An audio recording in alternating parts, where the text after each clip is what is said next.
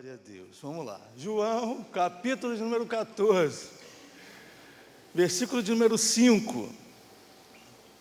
Diz assim a palavra do nosso Deus. Então Tomé disse a Jesus: não sabemos para onde o Senhor vai. Como podemos saber o caminho? Jesus respondeu: eu sou o caminho, a verdade e a vida. Ninguém vem ao Pai senão por mim. Se vocês me conhecerão também o meu Pai, e desde agora vocês o conhecem e têm visto. Glória a Deus. Queridos, nesses minutos que eu tenho aqui para compartilhar aquilo que Deus colocou no meu coração, eu peço a sua atenção para que você entenda tudo aquilo que Deus vai ministrar ao teu coração. É uma palavra muito simples, muito objetiva, mas é uma palavra que pode transformar a vida de muitas pessoas que estão aqui nessa noite. A Bíblia, ela contém 1189 capítulos, 31.173 versículos. Talvez você já tenha ouvido isso do pastor Anselmo. Nós acreditamos que a Bíblia é totalmente inspirada por Deus. Na teologia, especificamente numa doutrina chamada Introdução Bíblica, a gente vai estudar sobre a inspiração de Deus. Dentro da inspiração de Deus, a gente estuda mais ou menos dois tópicos principais.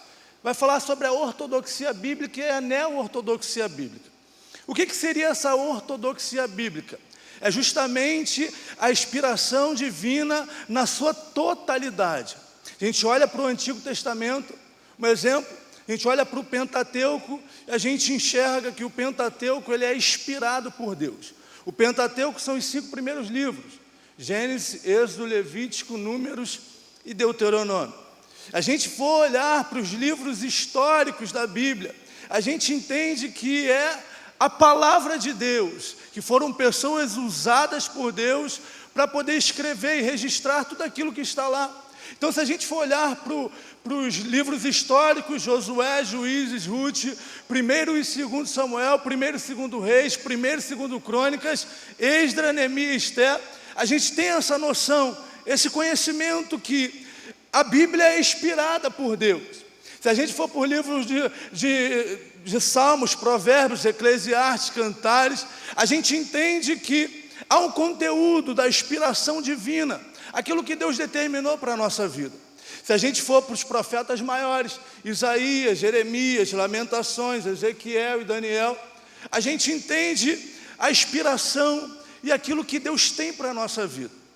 Se a gente for para os profetas menores, que é Oséias, Joel, Amós, Obadias, Jonas, Miqueias, Naum, Abacuque, Sofonias, Ageu, Zacarias, a gente tem essa visão que é a palavra de Deus. E Deus termina Zacarias dizendo, Malaquias dizendo: eu sou o Deus que não mudo.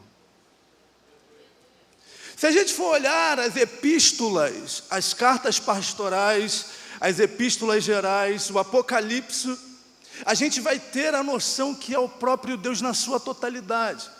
Mas esse texto aqui é o próprio Jesus que está falando. Esse texto aqui só tem sentido, o texto que nós acabamos de ler, e é por isso que eu fiz esse arrodeio todo, para que você entenda, porque esse texto aqui só tem sentido porque foi Jesus que falou. Se Moisés falasse, eu sou o caminho, a verdade e a vida, não faria sentido. Se Davi falasse, eu sou o caminho, a verdade e a vida, o texto não faria sentido. Mas quem vai falar isso é o próprio Deus. Ele vai dizer: eu sou o caminho, a verdade e a vida. Esse texto só tem sentido por causa de Jesus. Jesus, no capítulo de número 14 de João, no versículos 1, ele vai falar para os seus discípulos: não se turbe o vosso coração. Porque Jesus estava prestes a voltar para o céu, voltar para o reino. Ele está orientando os seus discípulos, ele está dizendo: olha, não se turbe o vosso coração, crede em Deus, crede também em mim, que na casa de meu Pai tem muitas moradas. Se não fosse assim, eu não teria dito. Eu estou indo, mas eu vou voltar. Para que aonde eu estiver, estejais vós também. Os discípulos ficam tristes com a notícia, porque não queria sair de perto de Jesus, porque não queria que Jesus fosse embora. Mas Jesus vai explicando para eles o motivo da sua ida. Ele está dizendo, eu vou para o céu. Ele está começando a colocar o caminho, a direção na cabeça dos seus discípulos.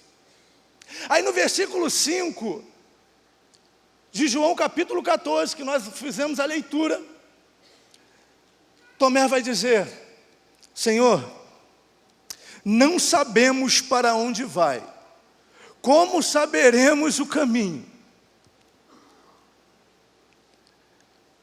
Hoje em dia, acredito eu que temos crente igual Tomé.